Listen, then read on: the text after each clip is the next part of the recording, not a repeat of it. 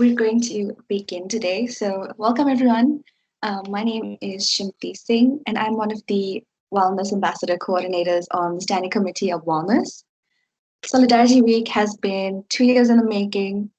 So, thank you so much for joining our first event. We have an incredible lineup of speakers today, and I'm so glad to see so many people here putting in the effort for their mental health by attending this talk. And I would also like to invite you to continue doing so and look out for the resources that we will be posting throughout the rest of Solidarity Week.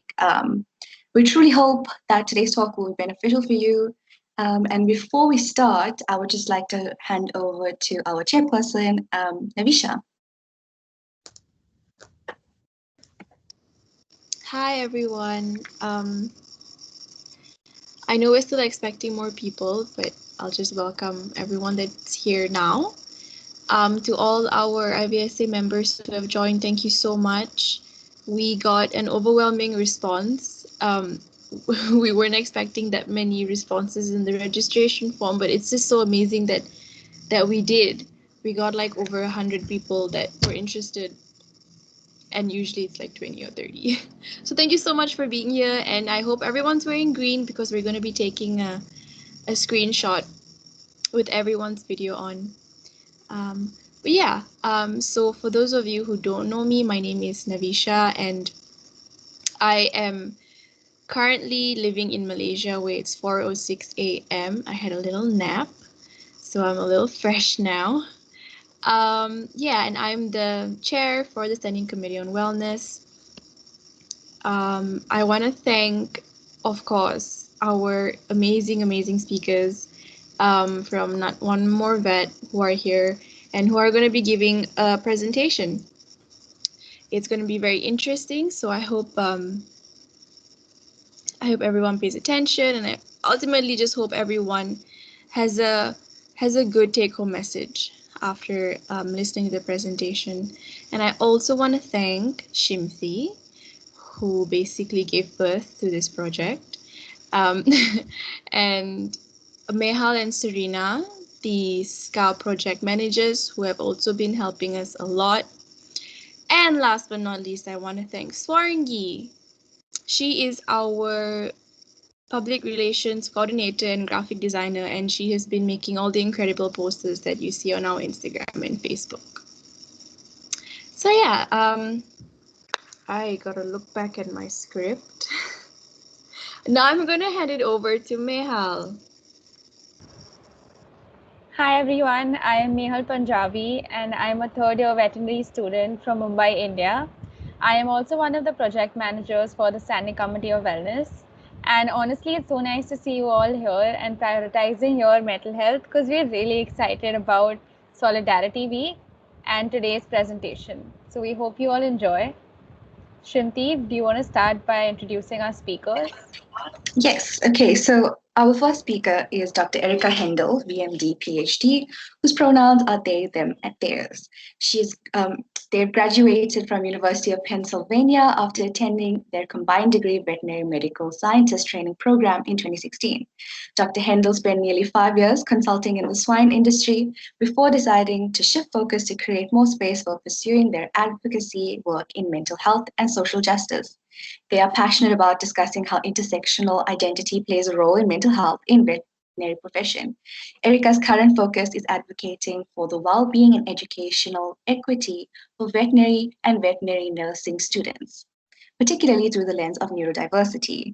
They currently serve on the board of Des Moines Pride Center, are a chair of Iowa Queer Communities of Color Coalition, are active in Pride VMC, and were recently nominated chair of the Student Support Committee of Not One More Vet. Navisha, you can introduce our second speaker. All right, so I'll be introducing Kendall Sweeney. I hope I'm pronouncing your name right. So, all right, Kendall. Well, before I begin, I'll just jump.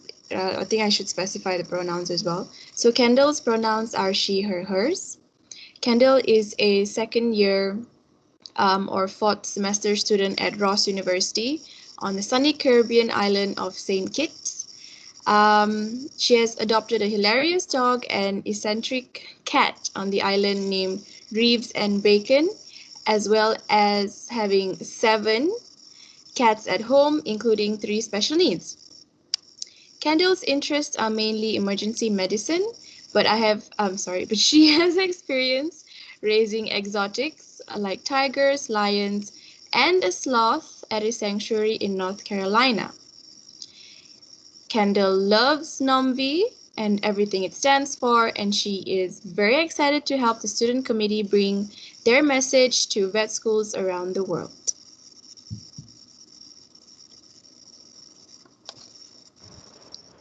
I'll be introducing our next speaker, that is Taylor Miller. Their pronouns are she, her, and hers.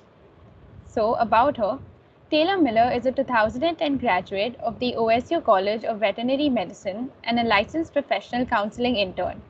Her interest in mental health and wellness began during her time in vet school and has culminated in the pursuit of a master's in mental health counseling during her years as an associate veterinarian in Tigard at Oregon. After 9 years of her practice, she has transitioned into a full-time counseling career in order to focus on her mission of improving the mental health and wellness of veterinary professionals. She is currently serving in the Not One More Vet Student Support Group, which feels like a natural extension of her personal mission. She is thrilled to contribute her time and support during Solidarity Week and is encouraged to see mental health taking its rightful place as a top priority in our profession. Navisha, do you want to introduce the next speaker?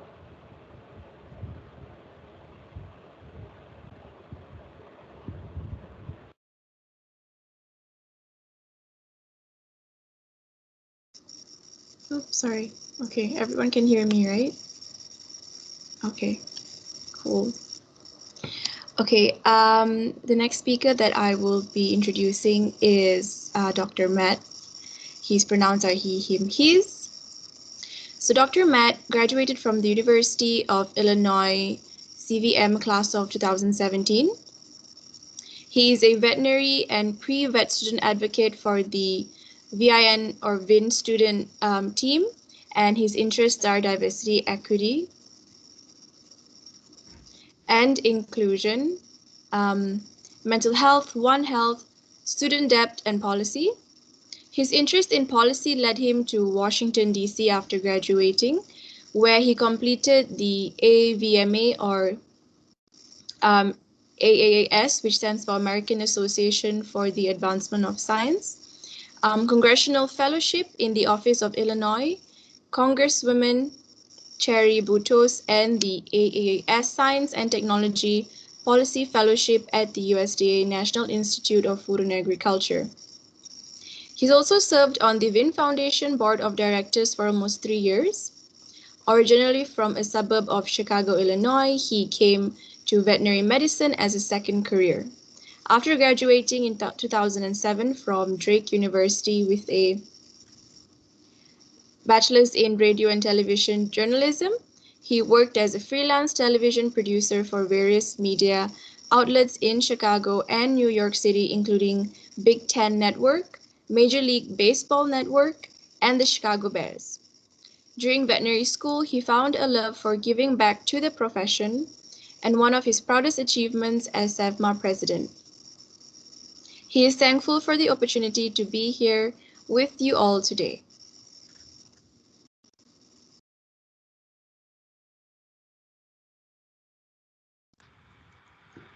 All right, thank you so much for the introductions, and thank you so much for having us here. We're so excited. This is one of our first kickoff events as the Student Support Committee, so we're really excited to be here.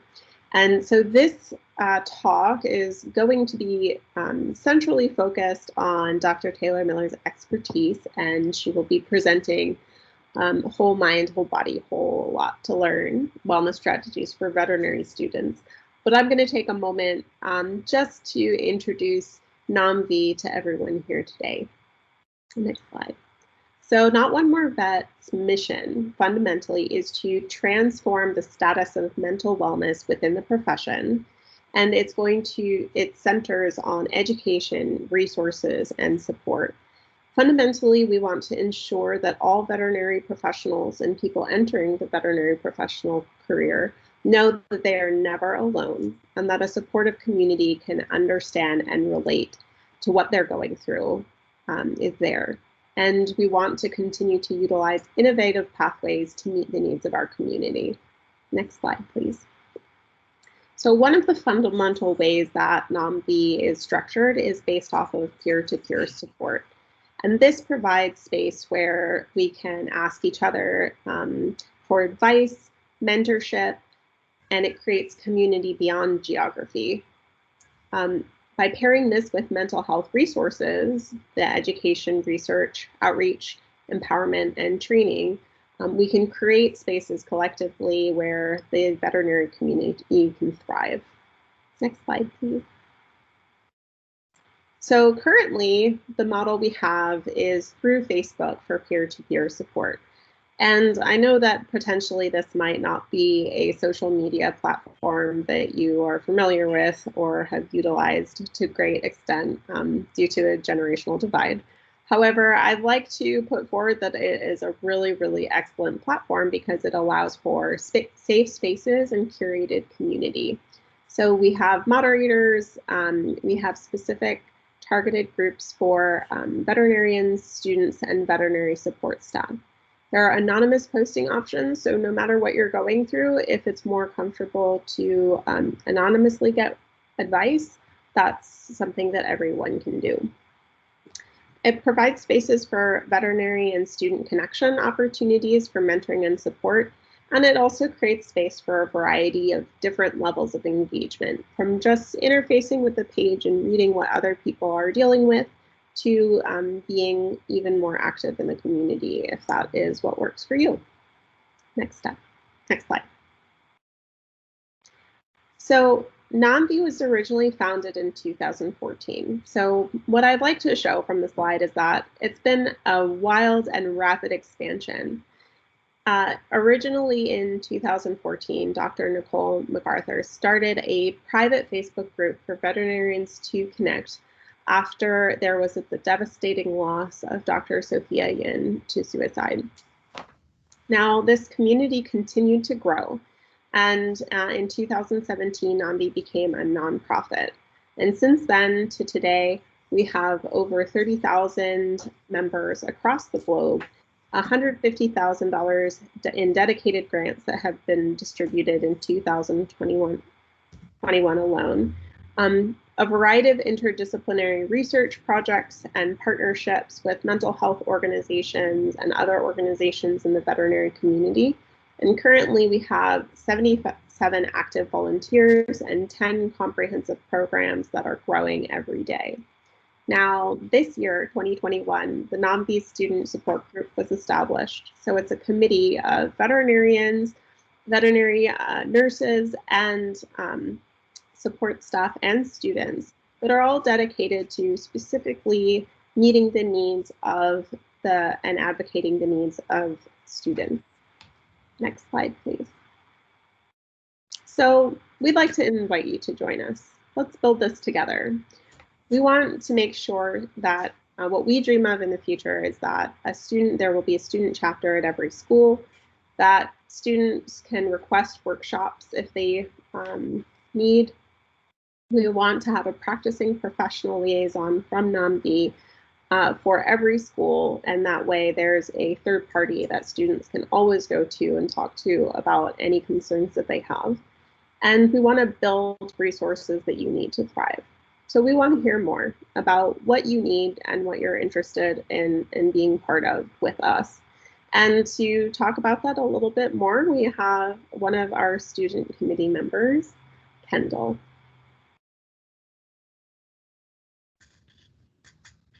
Hi, everybody. I just recently joined the NAMV student committee with the recent uptick in suicides in the veterinary community.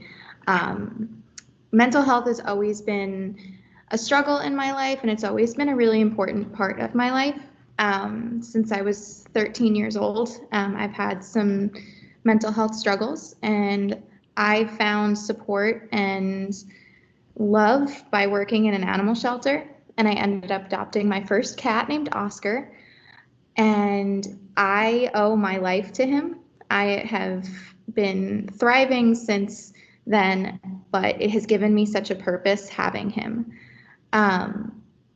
So once I kind of threw myself into this thought of becoming a veterinarian and giving back, I realized that mental health is even more of a struggle going forward, going into this veterinary community, and that veterinary professionals, including veterinary nurses, veterinarians themselves, anybody that works in the field is 3.5 times more likely to commit suicide. And being a student, I can see that that is very, very apparent with the immense amounts of stress that we're under and different hardships that we go through. So that's why I've become an active student member on this committee, and it means so much to me. And I find support through my new friends that I've made on this committee, as well as through my animals and through different activities that I find throughout the day to kind of take a break from the constant struggles and stress of studying. I'm really excited to be working with NAMV and to be working with the Student Committee on Wellness, because we will help to bring resources to students, to veterinary professionals, so that they can better their own mental health while doing what they love, but doing it safely and healthily. But yeah. Then I believe I was handing it back to Navisha. So I'm actually going to take over from this point on. Thank you so much, Kendall, for sharing your perspective. It's so valuable. And this is a committee for students, so the fact that we get to have students in the committee is absolutely necessary, and it provides the perspective that we need to form the resources that we're going to hopefully be able to offer. So I will go for the next slide, please, Matt. So thank you, everybody, for coming. We at NAMV are so thrilled that you're taking the time to think about your well-being, mental and otherwise. And the biggest question is, what is well-being?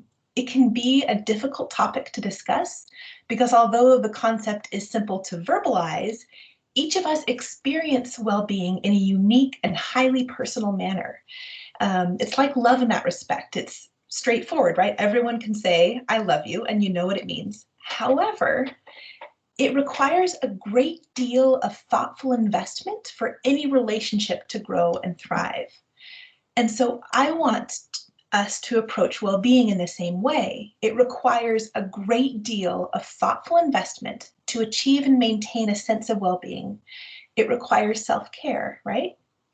And self-care is another seemingly simple and straightforward concept, but as we are about to see, it involves a whole lot more than the 5 or 10 minutes you might take to enjoy a hot shower, even though that hot shower might be the best part of your day, especially after necropsy rounds. I mean, okay, let's say a 20-minute shower after necropsy rounds. But anyway, self-care is more than that moment, even though it should absolutely include that moment. And so today I invite you to think of self-care as encompassing all the ways in which you manage the energy inputs and energy outputs in your life. So think about all the energy you have, where it's going, where it's coming from. The way that energy flows is how we experience well-being or not. And then think also about how much of your daily life is deliberate and how much of it feels like it's happening to you. And that's another element of well-being that we really need to consider. And I do realize that I am talking to a population of veterinary students who likely have very little control over their academic schedule. So I get that. But particularly when large chunks of your time are spoken for, it becomes even more critical that you manage both the chunks that are left over, as well as deciding how you want to show up for the hours that are decided for you. You can either sit in a classroom and get through your lectures, or you can optimize your sleep, optimize your self-care so that in those lectures you are fully present and learning to the best of your ability. And certainly learning styles can make that more or less optimal, but using that class time to maximize learning opens up time outside. So things to think about. But before we can talk about making changes, it can be helpful to first visualize where you're currently at. We have to know where we are to know where we're headed. So let's imagine that all the hours in a given week can be represented in a pie chart, or a wellness wheel, if you will. And this gives us roughly 2 degrees per hour for the math-minded among you. But there's no need to be that precise to get to the point. So to create a wellness wheel, I like to start by filling in the hours that you sleep. And ideally, this should be a robust wedge. Although it can be extremely difficult to fit everything into a vet school life, I urge you not to short yourself on sleep. Sleep is critical for well-being. It makes you smarter, happier, healthier. So I really advocate that you protect sleep. If that's the one thing that you focus on in a given week, make it sleep. Obviously a bit of a soapbox for me, but it's critical. And then once sleep is accounted for, you begin filling in your wheel with your current activities and commitments. And in the materials that are going along with this presentation, Namvi has provided you with a handy template for building your own wellness wheel. But as an illustration, I want to show you what my wellness wheel would have looked like in vet school. So I'll have you go to the next slide. All right, so this is my vet school life. And sleep is a pretty healthy chunk. Class, studying, those take up most of the life there. And then we have what's left over. And the 2 wedges that the chart program saw as too small to warrant labels were my self-care and my household wedges. And I thought that was fairly ironic, so I didn't try to add them in. But for me, the household wedge, one of those tiny little yellow wedges, consisted of grocery shopping, paying bills, doing laundry, and running errands. And I rarely felt that I had enough time to get even these basic necessities taken care of. So I remember one week in particular where I hadn't been able to get laundry done. I lived in an apartment complex that had this laundry room that got locked up at night. And as you know, if you're getting home at 7 or 8 every night, and the laundry room locks at 8:30, there's just not time to get your laundry done and clean and dry before it closes. So I've been getting home too late to take use of it, but things were getting a little critical and I was on my last pair of clean underthings. So instead of finding another laundry solution, I dropped by a department store on my way home from school and bought a value pack that I figured could get me through the next week, assuming that laundry was still not going to happen. And at the time, I felt pretty proud of this solution, and it did solve my problem. But take a step back and think about what just happened. My solution to not having clean clothes was to buy new clean clothes rather than doing laundry, because I had not prioritized or organized my life in such a way that something as basic as laundry could be managed. And this should have been a red flag in the well-being department, but at the time, I just thought it was pretty funny. And it was, and it is, and I still tell the story. But these sorts of things we should take as indications that our life is not structured in a sustainable manner. So think about these things. The acts of living I have listed out was eating and basic hygiene. And then zoning, that's the wedge of time where I was pretending or thinking I was studying, but really just sort of staring into space while the books were on my lap. And that was time that could have been reallocated to intentional self-care or sleep, but instead I let myself think I was adding to my study time, and it just really didn't work. So even as I was living this wellness wheel, I knew it was not healthy, and I readily told my few non-veterinary student friends when I saw them that vet school was like standing in front of a fire hose with your mouth open. And I'm sure everyone's heard this analogy, and it's pretty apt, right? You get kind of knocked over and you can't drink fast enough. But I reassured myself and my friends that as soon as I graduated, as soon as I entered the real world, things would change and I would start taking care of myself. If you only take one thing away from my presentation today, let it be this: the habits of self-care that you establish in vet school are the ones that you will take with you into clinical practice. The habits of self-care you establish in vet school are the ones you will take with you into clinical practice. And this is so, so critical, because this is why we have people burning out and dying, literally dying in clinical practice, because they have not learned or have not prioritized self-care. So this is not fluff, this is not extra, this is not on the side or when I have time. This is real, and this is now. And I understand that it sounds like another enormous task to take on in the midst of so much else, but establishing good self-care routines and habits and skills now in the midst of vet school chaos may end up being the single biggest and best investment in your future that you will make. And I say this without any scientific data to prove that I'm right, but I feel that the mental health crisis in our profession is speaking loudly enough for the other side that it's got to be right. And then for comparison, and to illustrate my point, here's the pie chart of my first 5 years in clinical practice. So you see, not much has changed. Those little yellow wedges are still too small to register. And although I did add a romantic relationship into my life, which was a very positive thing, I didn't allow it to take up very much more space in my life. It still got the leftovers from my professional career.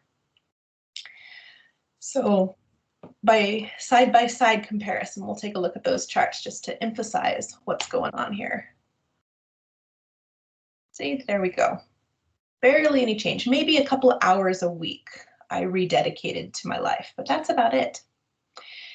And so I went into my first job with a great work ethic and excellent habits of perseverance and self-denial, but I had none of the practical skills that would actually have helped me to establish boundaries or advocate for myself when I was hired. Quite literally, my first contract was 5 or 6 handwritten lines scribbled on the back of a piece of paper that was pulled out of a recycling bin after I had already said that I accepted the job offer. And I thought that was great. And looking back, there were so many ways in which I could have advocated for myself, so many ways in which I could have established a baseline that would have given me better groundwork for my first years, but I didn't. So I worked like a maniac for 12-hour days, and predictably I began to burn out.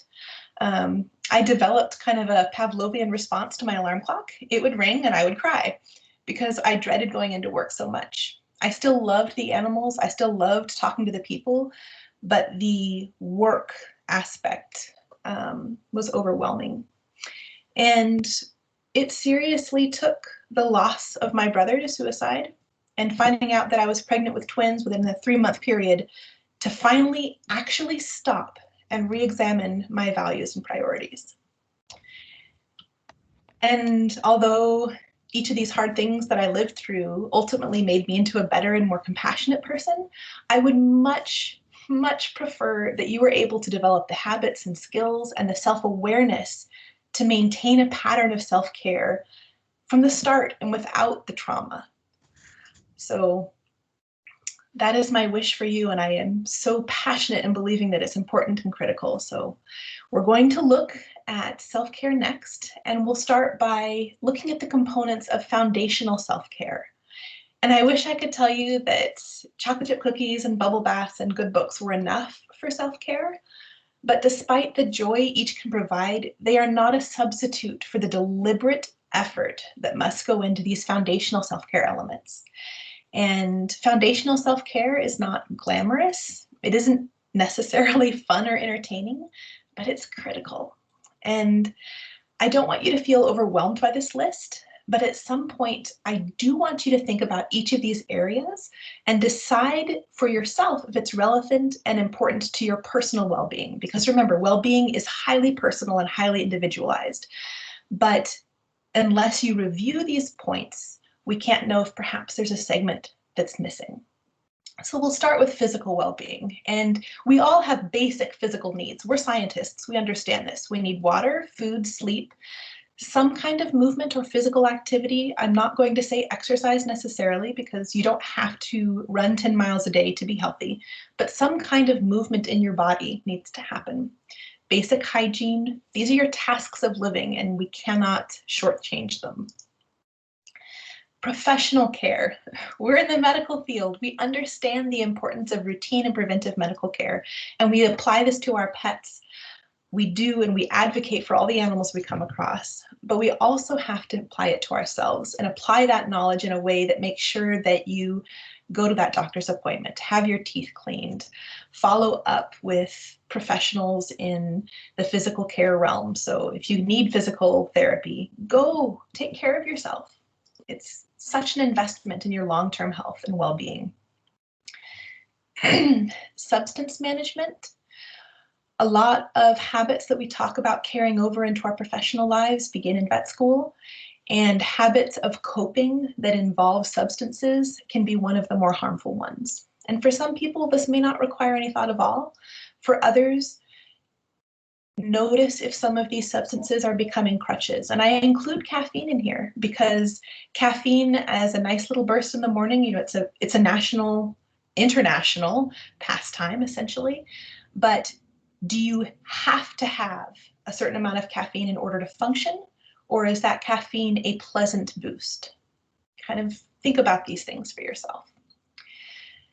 Safety is an area that we don't talk about nearly enough. Interpersonal safety. Are you safe in your living environment? Are you safe with the people that you live with? Do you feel safe amongst your classmates and with your professors? Safety is huge in both its physical implications as well as the mental implications and emotional implications if things aren't safe. Risk-taking and risk management. A lot of us are learning how to handle new animals in vet school. Maybe we didn't grow up with horses or cows or goats or pigs or chickens or sheep, and you're being asked to handle them. And that's okay. We have to learn. We need to learn. But make sure that it's being done in a way that is deliberate and safe, that you feel comfortable with.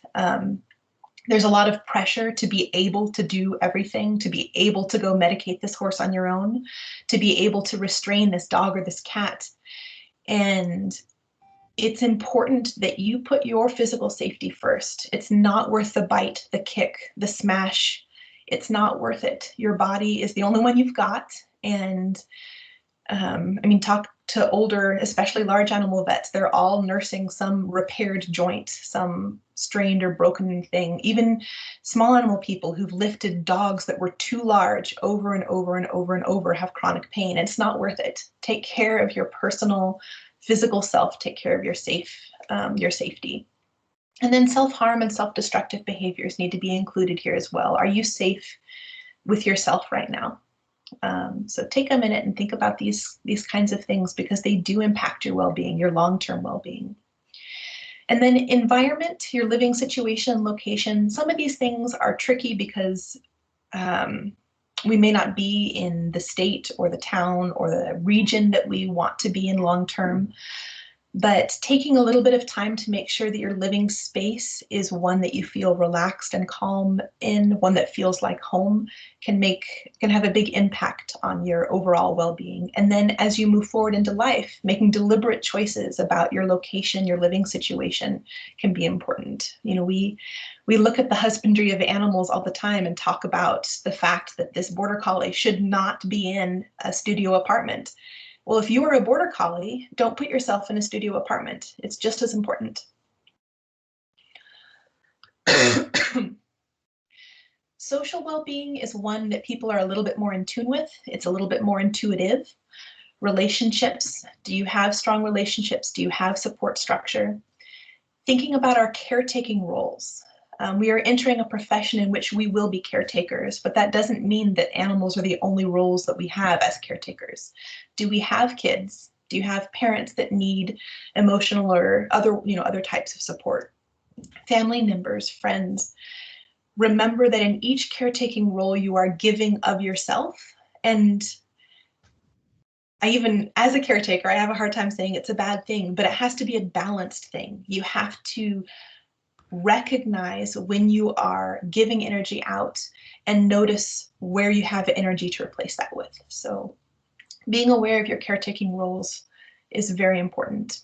And then one of the things that we tend to lose in school is community and affiliations outside of that vet school environment. And for some people, this is huge.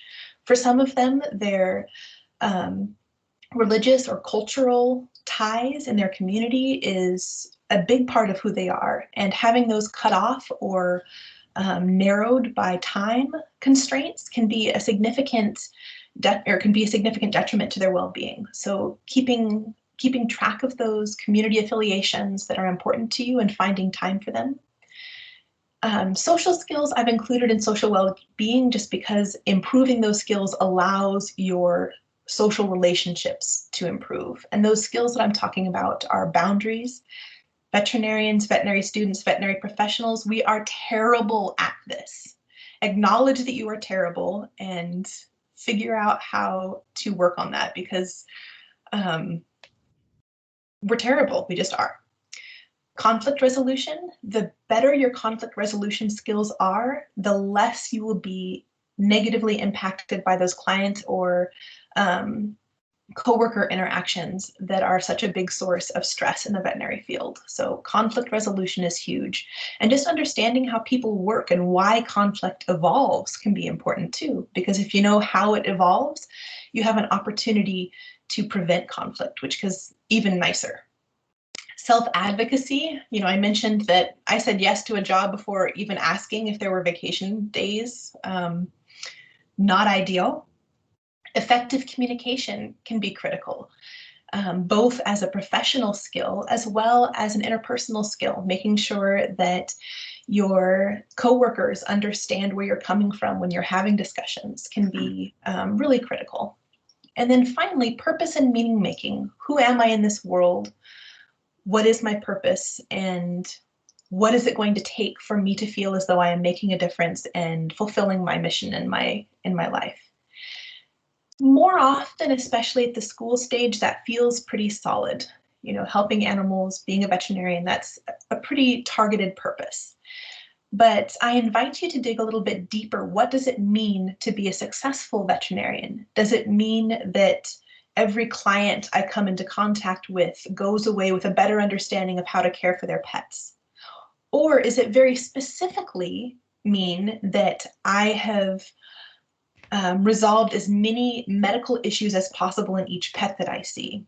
Which is more important? Because you'll approach your entire career differently if with one versus the other. Do I intervene in crises and manage it until it's stable, until I can hand it off to a daytime veterinarian? That might be the emergency person's focus. But having a clear idea of what your role in veterinary medicine is meant to be, how am I going to feel fulfilled, will allow you to develop the skills and knowledge necessary to meet that purpose. And then mental well-being. We've talked a lot about how to create your wellness wheel, and the things that go into a wellness wheel reflect our personal and professional values. And having a clear idea of what your personal and professional values are will help you cultivate a wheel that will be most beneficial for you, will give you that best sense of well-being, but it will also help you make decisions each step of your life. The more decisions that are related to your value system, the better outcome you will get with those decisions. Resilience and self-regulation, critical for maintaining long-term mental well-being. Resilience speaks for itself. Self-regulation is that skill that allows you to be in a circumstance and decide how you are going to respond, rather than responding and then dealing with the fallout of whatever that stress-based response was. So mindfulness is huge here. Stress management skills are huge. Grounding is huge. Finding a way to put yourself in the moment in a way that is stable and feels safe. Self-acceptance, so managing shame, self-awareness to understand that shame is active in your body if shame is a problem. The self-talk that we all have, is that positive? Is it negative? How are we talking to ourselves? This isn't a lot, we don't talk about this a lot in veterinary medicine because we're all about the facts and the outward feels rather than the inward feels. But getting in touch with how you speak to yourself will let you know maybe where some of these drives are coming from, why it's necessary to work 12 hours in a stretch without lunch. Is it because you're not a good veterinarian if you don't? think about that thought and think about what it's saying, both about our profession and about yourself, and recognize how wrong that is. And then also understand what your individual needs are and how they might be different from somebody else's. If you are a very, very strong introvert, you need to manage your energy differently than someone who's an extrovert in a veterinary clinic. If you learn differently than the lecture format that so many vet schools are typified by, you need to think about how to manage your energy such that you still have room for education and your life, as well as meeting all the benchmarks that the school asks you to. So that self-awareness piece can be really important. And then emotional well-being, emotional intelligence, understanding where emotions come from, how we feel them, what they feel like in our body specifically, because anger feels different to everybody. And maybe shame feels different to everybody. And maybe we express shame as anger.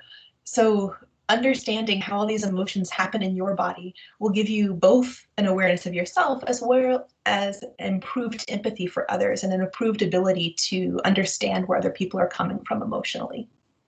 Emotional tone. Believe it or not, it is possible to cultivate optimism. It's possible to cultivate appreciation and gratitude. And we can see the mental health benefits from being an optimist and having a growth mindset. So actively cultivating those things for yourself can give you a boost. And then self-compassion. And of all the skills that I've just listed, if this isn't in place, getting this one started first would be where I would go. Be compassionate about yourself in this growth journey, in this investment in your own mental well-being. Be compassionate. We are so good about being compassionate towards others, especially animals, but turn that inward and take care of yourself. And then we have a bunch of practicalities that impact well-being: financial management, household management, projects, practical or otherwise. So all of these things that take time. And I've included them here because they can expand to take all of our time, or we can be very intentional about the time that we allow these things to take. So just including these so that when we're contemplating our lives and when we're contemplating our energy inputs and expenditures, we don't forget this critical category. So we've made it through our list. And you may notice that pampering hasn't really played into our foundational self-care. And rather than assume that it's not important, because it is, I prefer to think of these items that add joy as enrichment items. And think about that, because we always talk about animal enrichment and it's critical and important and we do it. And so we should do it for ourselves, but we need to recognize it as the gravy on top, as the icing on the cake, that you have to have the cake first before you can add this icing and have it be enough. They can't take the place of the less flashy foundational care. And this is why adding a week or two of vacation to your year can be beneficial, but it will never outweigh the value of a workplace you don't feel the need to escape from. So think about these things.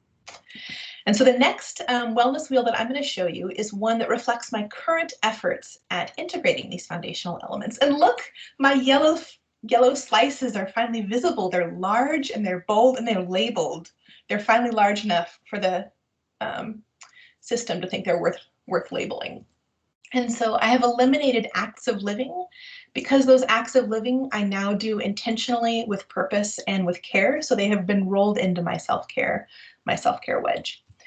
And if any of you are parents out there and you're laughing at how small the parenting wedge is, parenting is the entire wheel.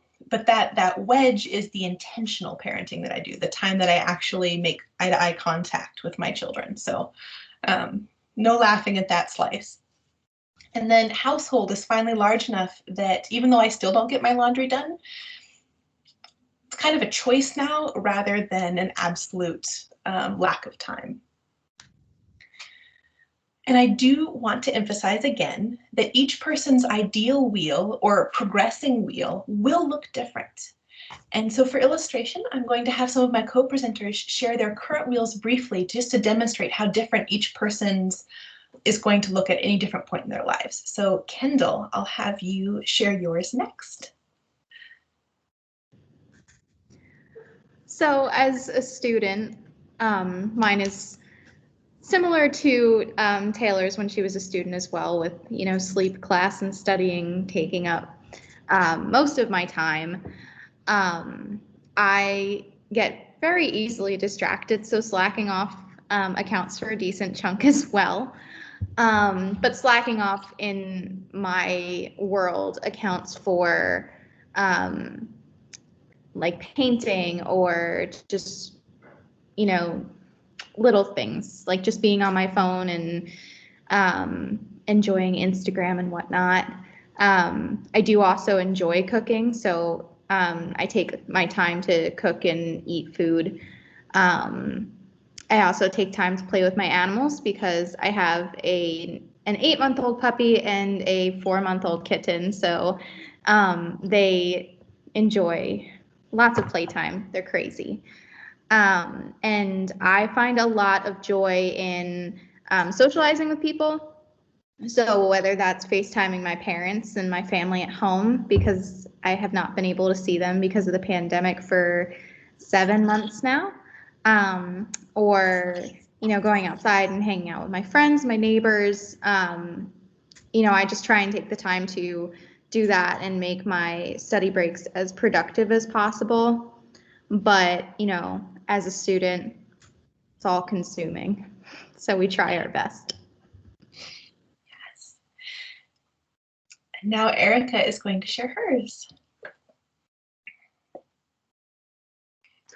So I am actually in a transitional phase of my life. So I've gone from being a workaholic in the swine industry with a lot of travel and consultation to taking a moment to take a breath. So and recenter and refocus. So here I have sleep and trying to sleep. So I am someone who has suffered from insomnia for a lot of my life. Some of that was created in vet school and continued throughout my first 5 years out in practice.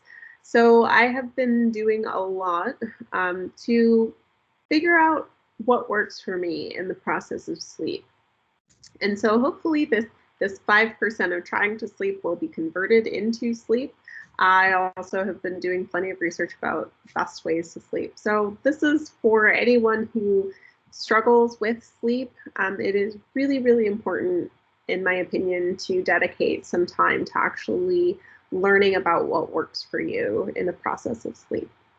So right now I have work and planning, my next steps in the work field about at 15% and volunteering at 15%. And I can tell you right now that there's a little bit of question marks in my brain about what's going to be happening when I start shifting more and more of my energy to paid work versus volunteerism. So that's something I'm thinking about. Space curation and living needs is kind of the way that I've classified things that happen in my house. Space curation is pretty important for me. It has a way that I healthily manage things about anxiety or some other components of how my brain works. That structure in my space has a significant impact on my mental health. So I dedicate a fair amount to it. And that's going to be changing as I get more settled in my new living space, and hopefully that will allow for some redistribution.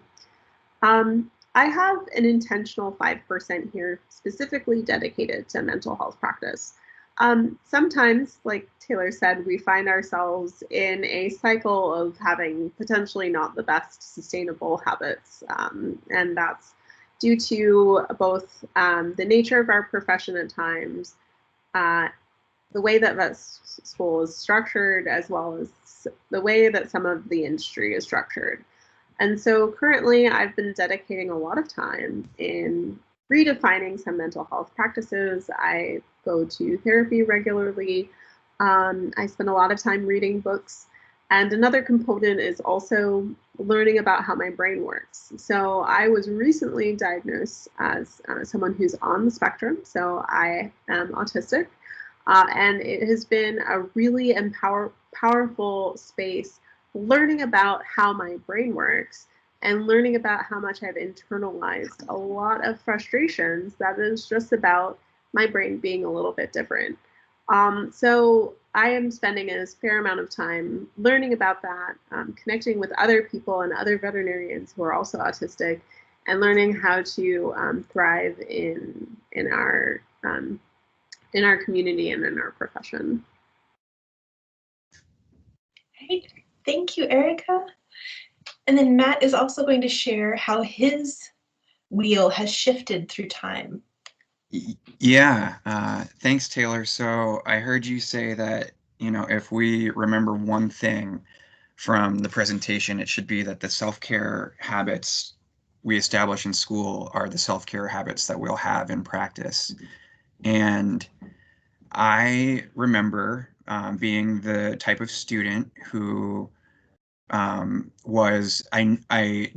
recognized that I was struggling, and I also recognized that there was a graduation date, and I said to myself, if I can make it to the graduation date, then I will have time to address how I'm struggling after. And then I had a 1-year fellowship where I was still struggling, and I told myself the exact same story, that if I can make it to the end of the fellowship, then I will have time after to address how I'm struggling, etc. Into another 2-year fellowship that ended up being cut short. And I would like to say that if there's one thing you remember from my contribution to this, it would be that it would be what I think is the one thing I learned in vet school, which is prevention is better than treatment, and making space and making time for mental health before it becomes something to treat is important. And like we were talking about earlier when Taylor was saying, if you need to go to the doctor or if you need to go to the dentist, I would put forth that having a therapist is just as important as having a dentist. I mean, ideally, optimally, you wouldn't be going all the time. And when you go, there is, no action item, but it's important to have that in place. I was also recently diagnosed on the spectrum of bipolar, and it is because I had a mental illness that went untreated. And so now my wheel, I don't have a wheel to show you, but my wheel in school would have had no chunk at all, 0% devoted to mental health. And now I think it would be 10 to 15%. I see my therapist multiple times a week because of I'm taking lithium for a mood stabilizer, and I need to meet with my psychiatrist at least once a quarter, if not more, to monitor how that is affecting my body. And it's managed now, and it also, according to the experts, I mean, I can't speak from a place of expertise. I can just regurgitate what they have told me. It wouldn't have gotten to this point if I were taking time earlier on in the process. And so I think that's what I would leave you with is that I completely wholeheartedly agree that the habits you establish now are the ones that you're gonna take with you, and they're harder to change the longer you build them. So if you are recognizing that there's a habit that should probably be different, then like Taylor said, it could seem like a huge another huge task and another monumental thing on your plate to address while you're in school, but it very well could be the best investment you ever make. So that is all I have. And I think we're right at time. I don't know if we are ending right at 4.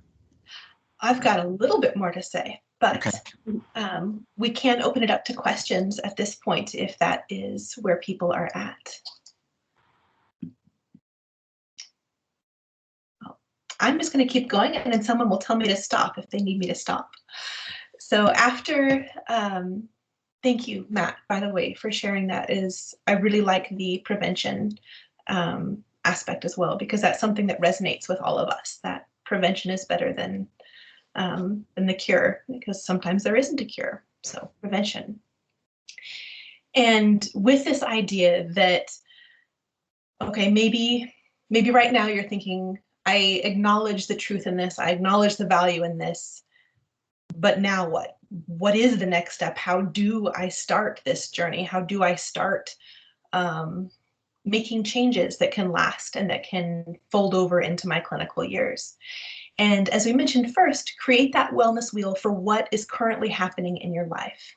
And then be totally optimistic and create a wheel for what you would like your life in its total to look like. Because we are going to acknowledge you can't cut class. You know, there are wedges right now that you cannot address. So look at what an ideal wheel would be and then hold them up side by side. How are they different? And just acknowledging that where you're at right now is not where you would ultimately like to be is a start. Because from now on, every choice you make should include that little tagline. Is this getting me closer to my ideal wheel? Am I moving in the right direction? And it can help guide those choices and decisions over the next several years. And it can help you be more intentional about the time that isn't spoken for. How do you make those wedges bigger that you're aiming for? And spend some time on values. What do I value most in life? And then how much time am I willing to commit to well-being as a very intentional wedge?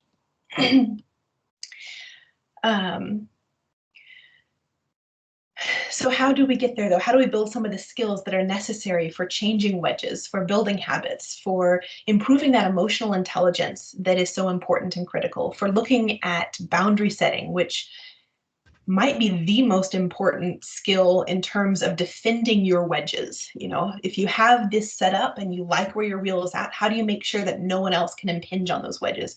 Wedge is not a rate word. I'm having trouble with this as a presenter here, but we'll just go with it. And then, you know, how do I have time to go to the dentist? I can barely brush my teeth.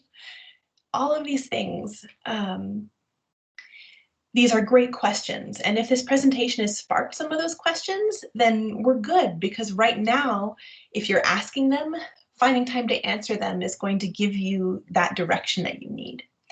And even though our academic culture may be telling you that fact accumulation and the acquisition of medical knowledge is the most important part of your vet school education, think about the fact that, you know, we already know that when we're in practice, we're going to be consulting our books and our colleagues. So does it matter if we have to consult 10% more? Probably not. We're going to have those skills, the skill of consulting, the skill of looking up those books. So if you take 10% of that study time and allow yourself to get straight Bs, maybe instead of straight As, or straight Cs instead of straight Bs, if that 10% of time can build up the habits that allow you to be a healthy veterinarian and a joyful veterinarian, you'll be so much further ahead of the curve. So I invite you to think of these soft skills, as they're sometimes discussed, and rebrand them as essential skills. Think about how to set boundaries, communication skills, conflict resolution, emotional intelligence, self-reflection. Figure out how to find a therapist. You know, maybe this is never something you've thought about. How would I go about finding a mental health professional who will meet my needs? And just see what that exploration is like. And starting doesn't have to be this huge thing either. You can start small and build up, just like any other exercise regimen. You can start small and maybe decide that on your commutes, you're going to listen to a book that discusses one of these topics. Maybe exchange half an hour of studying for half an hour of extra sleep every day, and just see what that does. When I finally got to a point where I was well rested, I was blown away by how well I retained information that came at me during the day. yeah, it may very well make up all the difference in time for you. So think about that. Develop a habit of self-awareness, maybe start a gratitude journal that doesn't take any time at all and can begin that transformation of your mental landscape. And then connect yourself with the resources that are provided by NAMVI, that are provided by the Standing Committee on Wellness. Seek out opportunities like this to learn and invest in your mental health. Start conversations with your classmates. Make it normal to talk about mental health. That one in particular, I think, could do a lot of good for our veterinary community, because maybe you're on this journey, but if you talk about it with 3 other people and one of them joins you on this journey, not only have you helped yourself, but you've also just reached out and helped somebody else. So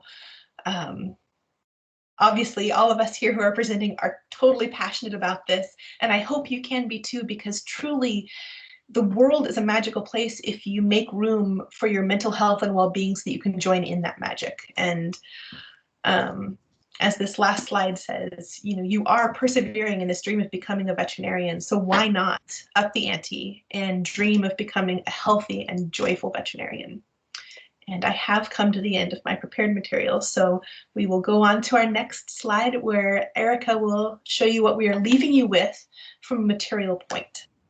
Thank you so much, Taylor. And thank you so much, Matt and Kendall, and for everyone for sharing their experiences.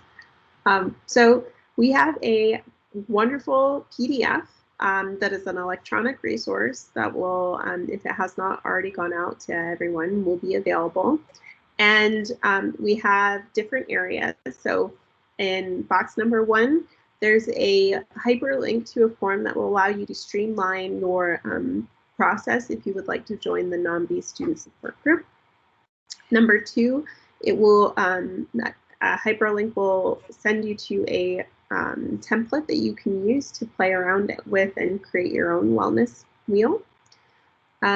Number 3, we have hyperlinks to our website that has a ton of info, and if you're interested in volunteering or being part of the organization, there is a hyperlink under volunteer. And you can always get connected with us by emailing studentsupport@namvi.org, and we'd be happy to help or engage in conversation about figuring out next steps. And next slide. We also have a recommended reading list that we collectively put together. These are books that we have found have impacted us on our journeys, and they've been divided into different categories. So if these are books that you are interested in, all of them are linked to their Goodreads page, and feel free to reach out to us if you have things that have worked for you that you would like to share on to the greater community as well. All right, and at this time, Matt is going to lead us in answering questions if you have any.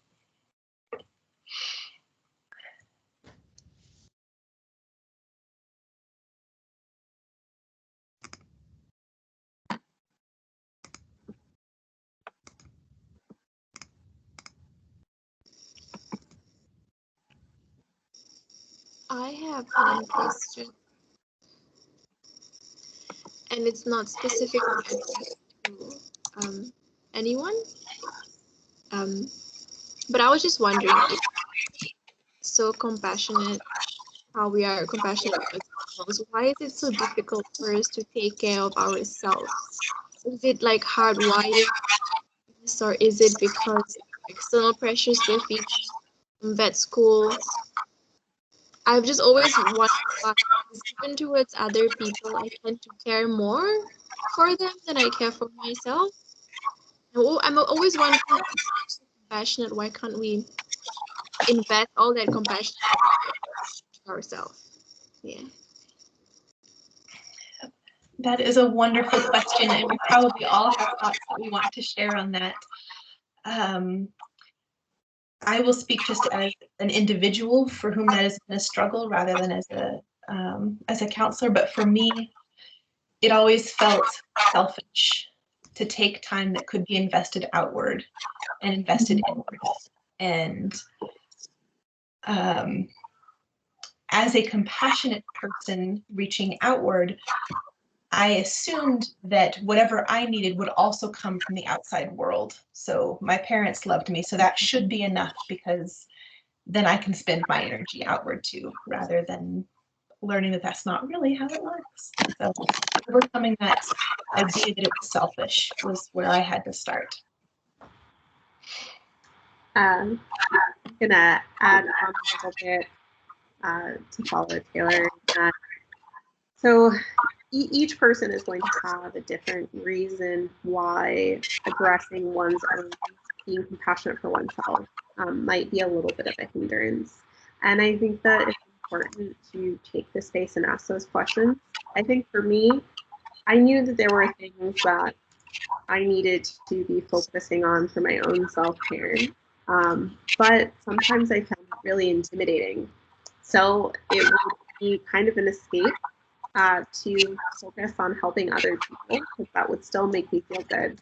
But I didn't have that same type of long-term accountability, like anxiety, in addressing for other people than I did for myself.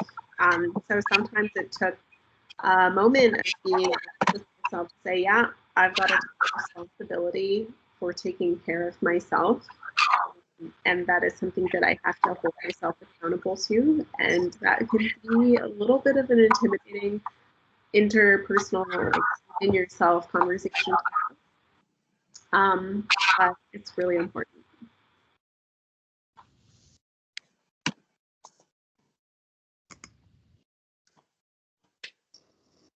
All right, thank you so much.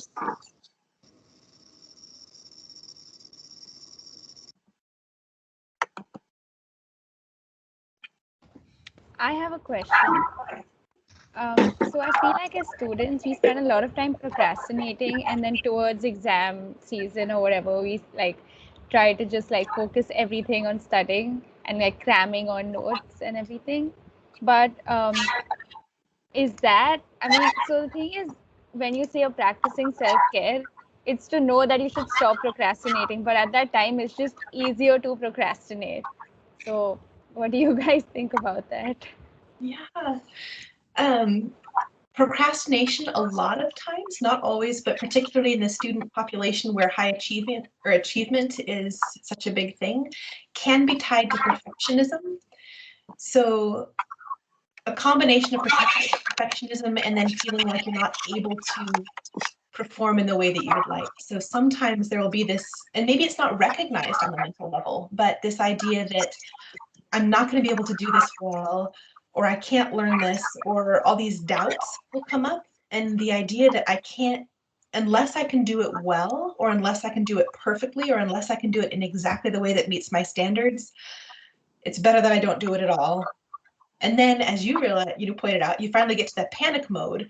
And once you're in panic mode, quality isn't what you're thinking about. You're just thinking about getting as much done as possible. And so once the quality component has disappeared for you, it becomes easier to start. And then, unfortunately, it requires panic to get going. And we really don't like that.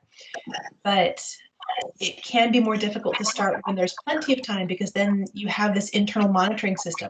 Am I doing it well enough? Am I learning it well enough? Am I learning it as well as somebody else?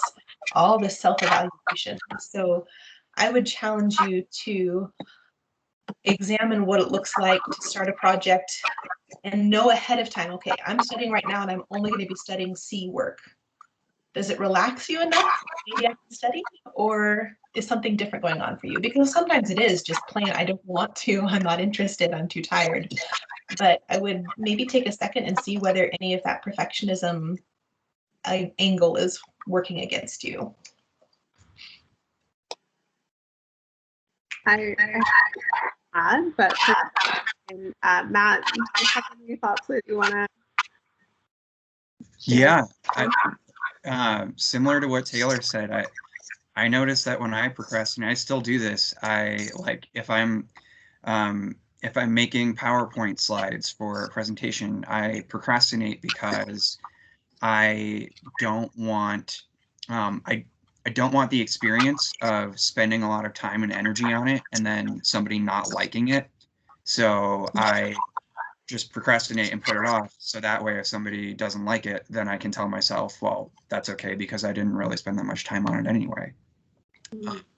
But that is not how I want to be or practice that kind of activity. So it's like a lifelong work in progress. So I would say that part of my procrastination, in addition to the types of things that Taylor and Matt addressed, some of it also has to do with the way that my brain works. So in addition to being autistic, I also have ADHD, which means that, and the particular flavor of ADHD that I have has to do with how I engage with information. So if I am looking at giant blocks of text, the ADHD part of my brain will instantly kick in and be like, I don't want to participate in this, unplug, because of the way the information looks to me. So one way that I really found myself kind of intuitively trying to address this in vet school before my diagnosis was taking the information that was presenting to me in seemingly arbitrary or like really overwhelming ways that didn't make sense, was creating my own way of making sense. So I had to spend a little bit more work, but sometimes I find that more satisfying to study when I was redefining how I wanted to interface with that information. And I think that taking a moment and thinking about how you learn or what feels good to learn, if it is having discussions with other students and being a collaborative person, which is another way that I don't like working in isolation. I love working collaboratively in groups. And so if my boss is like, I need you to go off and work on this in isolation and by yourself, I'm gonna have a lot more difficult time getting it done and keeping my motivation. So figuring out what I need to have my brain work with me rather than against me has been really helpful in battling where I end up procrastinating.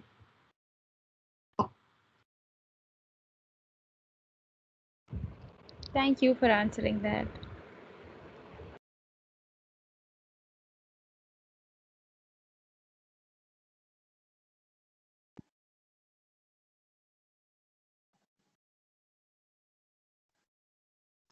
We have a hand up from Mehdi. Sorry if I got your name wrong. No. Yeah, thank you. You did good. I think there is a question in the chat right before I raised my hand. So yeah, we can start with that. I can go later. It's okay.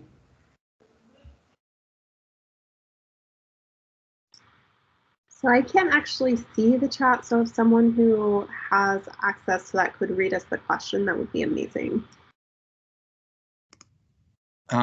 Well, it's Bree's question, and she also is she's suggesting that Mehdi go first.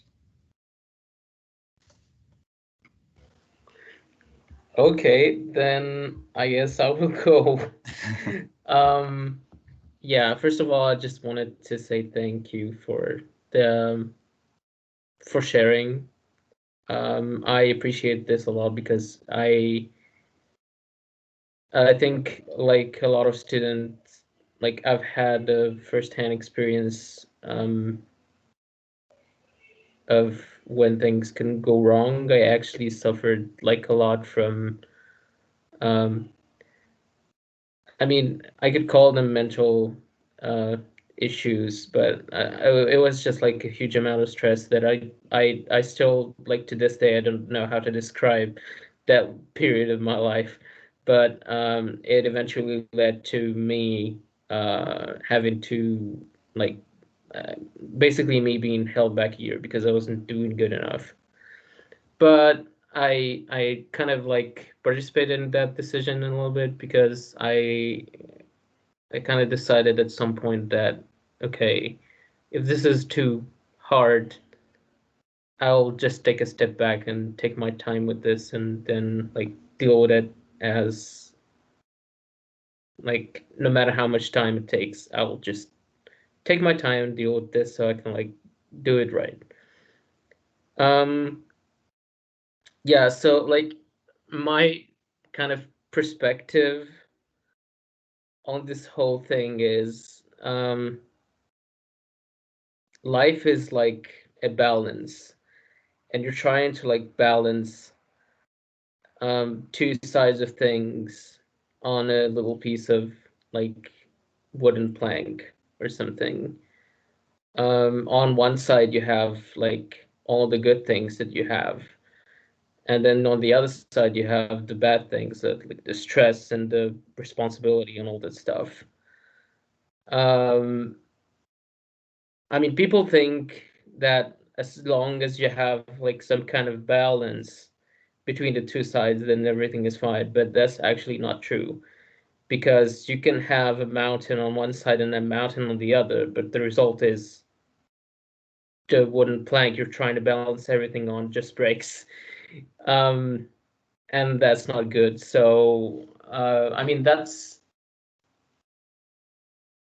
in a way, I still don't know how like to explain it, or just like pull all the wisdom from this like kind of imagery. But yeah, I mean, one thing also is that I think a lot of people are actually suffering from mental issues. They just haven't been diagnosed yet, which is very dangerous and extremely sad, because like the first reaction when you kind of like start to initiate that discussion with someone is just like complete aversion to it. And yeah, I was fortunate enough to have a friend who like suffered from similar condition, and she really helped me through a lot of what I was going through. We're still very good friends to this day. And yeah, now she's doing good and I'm doing good. I'm trying to spread the word, I would say, and help other people as much as I can, which is a privilege that I am like able to do this. And yeah, so really thank you a lot for sharing, and for Navisha as well. I mean, she already knows that like I think she's awesome, because she is. So yeah, thank you all. And yeah, this was very nice.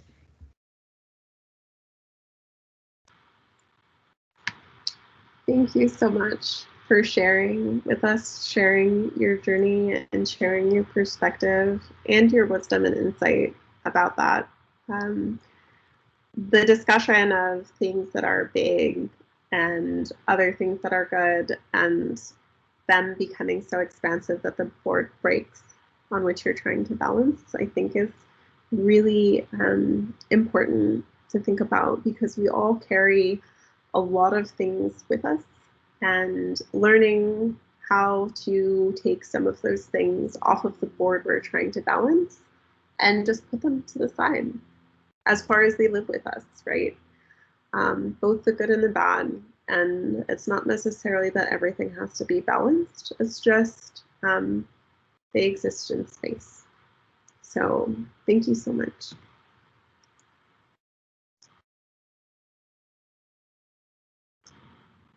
And Matt, did Bree's comment or question? Yeah, let me scroll back up. So Bree asks, can you talk about the first time you prioritized boundaries and self-care over perfectionism, and what that experience was like?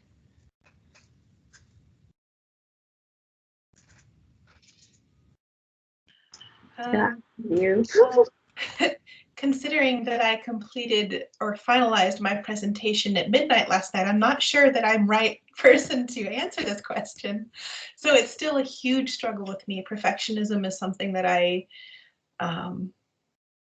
is a huge barrier.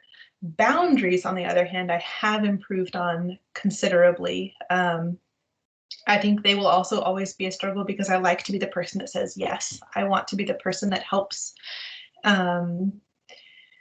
But I think when I first began my parenthood journey was when I found some ways to set boundaries, especially with my job. I looked around at my clinic, at my workplace, and realized that if I was seeing rooms in the afternoon, I would not get out on time because of the way that our clinic flow happened. I just would not get out on time. And so I said, I'd love to come back and work here after I've had my children. I had twins, so it's double the fun. The only way that I'm going to come back is if in the afternoons I am doing surgery checkouts and discharges, and that I can get out of here on time so that I'm home in time to see my children before they go to bed. And luckily, my clinic was willing to work with me, and so I worked this out, and I ended up going home on time for the first time in years and years and years, and it was kind of amazing. And I feel like there are certainly ways for entire clinics, even with rooms, to make this happen, but there has to be a deliberate effort and setting boundaries with clients as well. I realize that technically we are still open. It's 7 o'clock, and we don't close until 7:15, but no, we're not going to start an appointment right now. I'm so sorry. Here's a referral to an emergency room, or we'd be happy to schedule you first thing in the morning, but we're not going to start a new appointment. Oh, yes. So sometimes setting your own boundaries is complicated by the fact that your clinic or your vet school or your professor or your study group doesn't have boundaries. So it can be hard to defend a personal boundary within a system that doesn't have boundaries. And so that's a whole nother discussion. But knowing what your own boundaries are is the first step, and deciding if they're worth it and if they're worth some conflict, and then using those conflict resolution skills to manage whatever issues come up as a result of setting those boundaries. So they're all tied together, all of these skills and thoughts, but knowing what you need first is going to be your first step.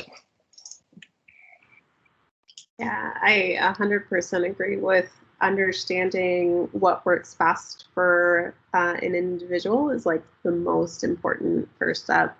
I think for me, what I've divided my boundary setting practice into different areas, right? So like my relationships, my work, myself, and my internal relationship with myself. I think those are kind of the main things, and trying to focus that on understanding what's actually going to work for me, and the different and my own limitations with how my brain works. So like if I have difficulty with executive function, I need to make sure that I have conversations with people on projects ahead of time to say, what is actually important to you? If you're going to ask me to do this project, like I'm going to need some clarification, and this is going to be, I'm going to have that boundary and being like, we need to have this conversation if I'm going to do this at all. And that has been a different way of expressing boundaries that has been really helpful and really important for my mental health. I think there was a hand that went up and went down. Yeah, it was Shimti. Yeah, sorry, it was me. I hope there's not a bad echo now. Okay, so my question is, okay, so it's a very weird thing that happens, but I sometimes get overwhelmed with wellness.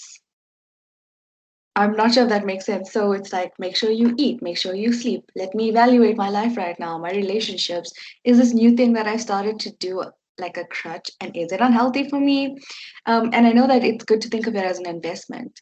But sometimes I just want to sit in the sun with my dog and not have to do all of these things or think about them. And yeah, it can become a lot, because I feel like I'm trying to have a lot of control over every single aspect and making sure I'm doing it right. And I think that may tie in with the perfectionism thing. I don't think there's a perfect way to do wellness, but I always try to do that. So I just wanted to know what is it that you guys did in your brains that helped you to not be overwhelmed by this? Like, what was the thought process that kind of made it easier for you, and made it a good experience rather than I've got to do this right and I've got to do all these things type of thing? I hope this makes sense. Yeah, I mean, I heard you say it can feel like a lot because it is a lot.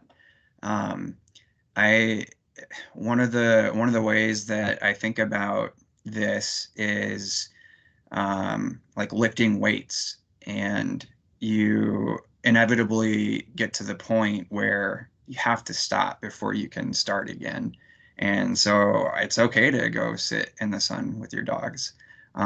It's more than okay. Like it's something you need. It's a rest and a break that you need. And like thinking about wellness and taking care of yourself is a practice, just like reading, just like lifting weights, just like spending time, if you have a romantic relationship, like that's a practice. And so I think it's totally normal to feel overwhelmed by it at times. And just, yeah, I think a break is normal and necessary. And try, and this is the really difficult part, is to like try not to be hard on yourself and like call yourself a perfectionist, or like tell yourself a story about how you're failing at it. Just like notice that it's a ton of work, because it is a ton of work, and if you want to prioritize it, then it'll take a while, but you'll get better at it over time. So I was laughing a lot while you're describing it, because I can very much relate to being in that brain space. And one thing that has been helpful for me, to emphasize, just as Matt was talking about, it's a habit that you build, and it can be something that takes time. So things like habit stacking, or like understanding that we have to learn all of these things. There'll be new spaces, they'll be uncomfortable, and expressing self-patience is really important. But another thing is, for me, recognizing that I am not my thoughts.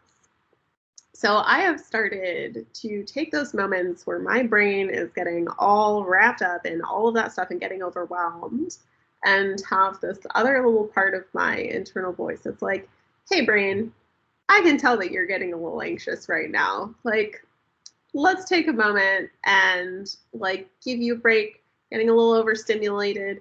And that's also something that happens with my with being autistic, is I have a lot of sensory sensitivities. So all of those things can add in and result in parts of my brain hijacking my executive functioning. And in those moments, I have to be like, hey, I am not my anxiety. I am not me being overwhelmed. If I need to sit and rock in my rocking chair for 5 minutes to cool off, like, I'm going to give myself permission to do that. So 100%. Keep on going, sitting outside in the sun with your dog for 5 minutes or an hour or however long you need. Yeah.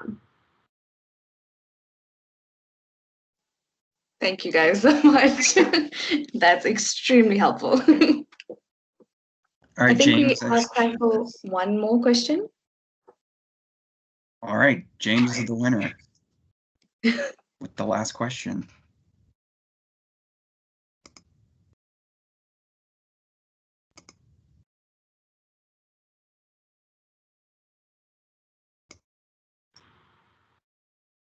James, are you still with us? Can you see your hands?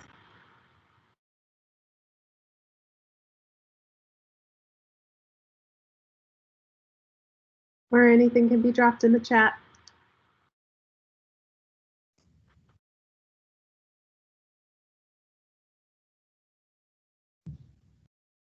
Or maybe it's Peter. Maybe the names got reversed. Oh, the hand is down.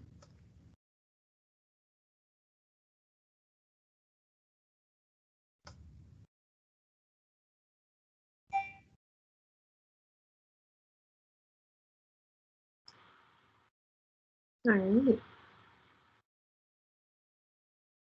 Any last questions?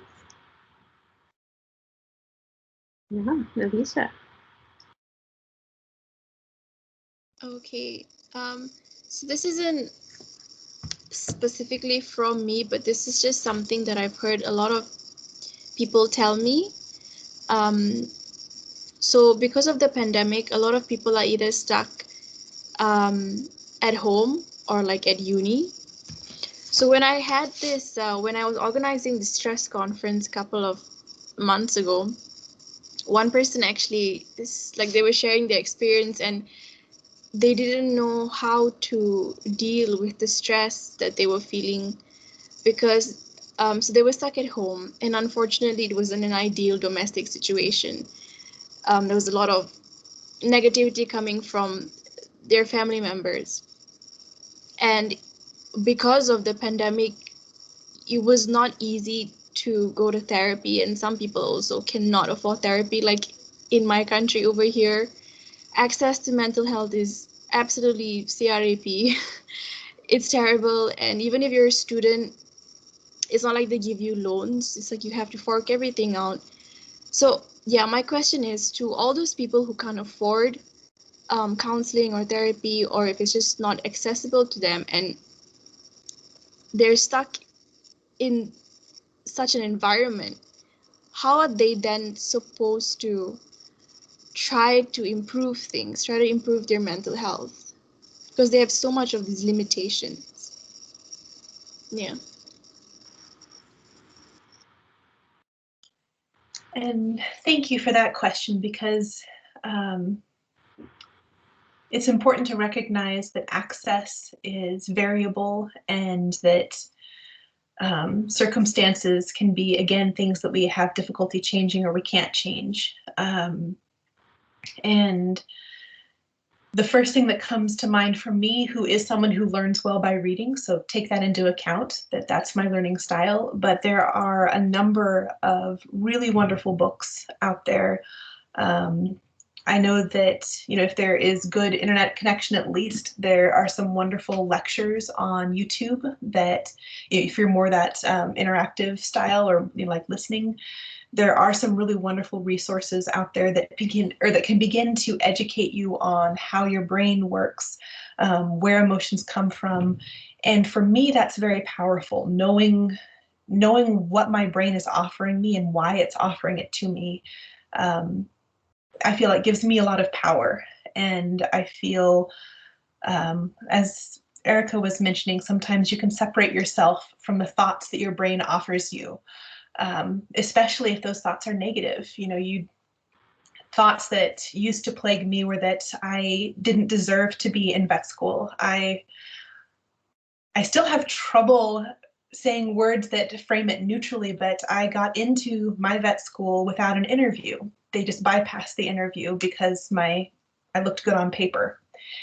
And all through vet school and even afterwards, I felt like if they had actually met me, they wouldn't have admitted me, because, and long list of, personal negative thoughts.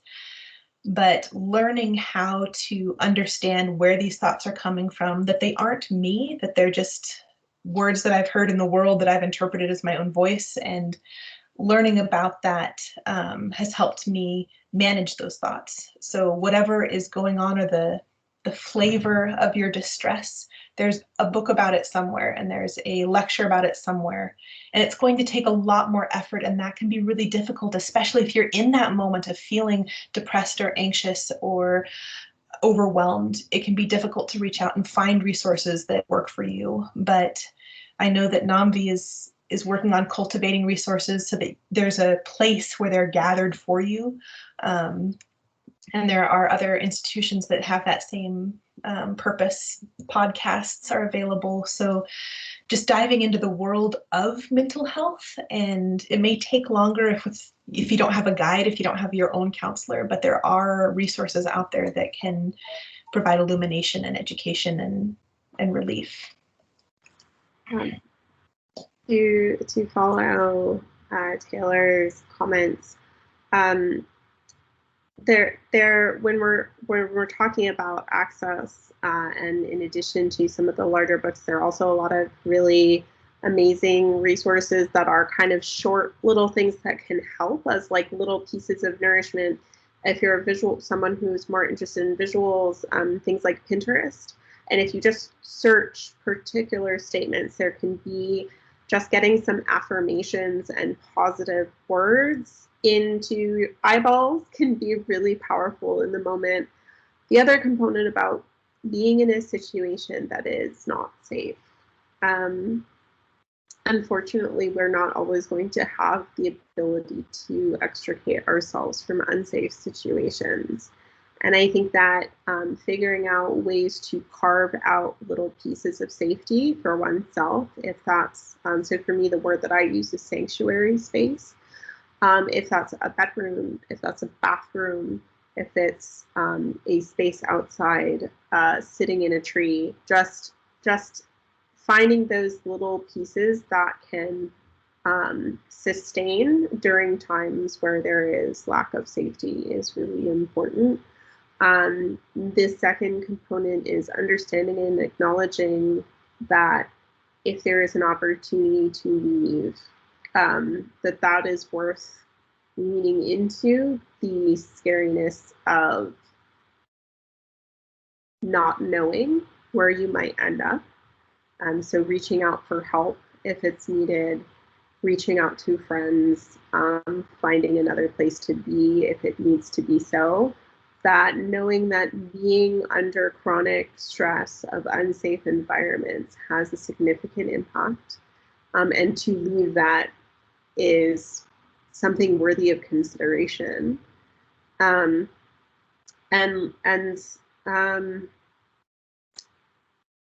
Also knowing that when you're out of it, when you're going away from places that are not safe, there is an important amount of time in giving yourself patience and healing. So looking into things about trauma and healing from trauma is very important. And sometimes if therapy is not possible, group support groups, so peer-to-peer support, even if it's not NAMVI, there are plenty of other organizations or groups that can be focused towards something that a person has survived.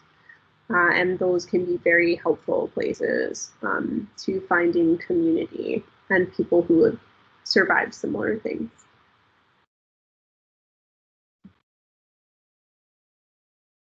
Thank you. Okay, so I think that concludes our Q&A session. Once again, I would just like to say thank you to everyone who was a part of making this possible, and to our speakers. You have definitely blown my mind at least 17 times during this, and I'm sure other people can relate. And I just want to end off by saying one last time that your mental health matters, and we are the future of the veterinary profession, so let's make it a mental health positive one. Yeah, and thank you, everybody.